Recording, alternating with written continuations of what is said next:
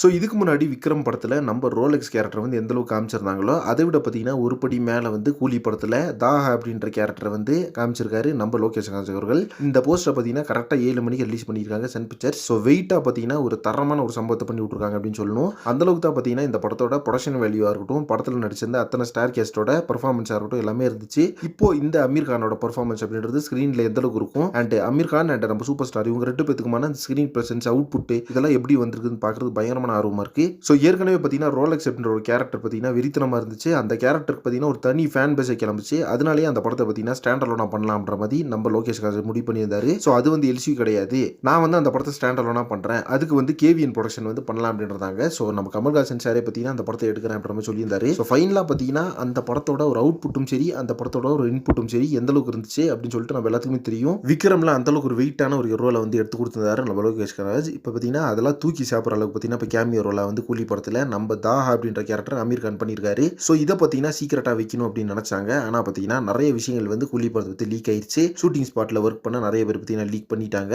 அதனாலே பார்த்தீங்கன்னா இந்த ரோலை வந்து இப்போ ரிவீல் பண்ண வேண்டியதாக போயிடுச்சு. ஸோ அதனாலே பார்த்தீங்கன்னா இப்போ அமீர் கான் வந்து இந்த படத்தில் பண்ணுறாரு அப்படின்னு நம்ம எல்லாத்துக்குமே தெரிஞ்சிச்சு. தாஹா அப்படின்ற ஒரு பேர் கேட்கறதுக்கு பார்த்தீங்கன்னா மரண வெயிட்டாக இருக்குது. போஸ்டரை பார்க்கும்போது அந்தளவுக்கு ஒரு கூஸ் பம்ப்ஸ் தெரியுதுன்னே சொல்லலாம் கைஸ். ஸோ நீங்கள் எல்லாரும் இப்போ தாஹா அப்படின்ற கேரக்டர் போஸ்டரை பார்த்தீங்களா இல்லையா அப்படின்றத கமெண்ட் பாக்ஸில் மென்ஷன் பண்ணுங்கள். நெக்ஸ்ட் ஒரு இன்ட்ரெஸ்ட் பண்ணுறேன். Thank you miss friends.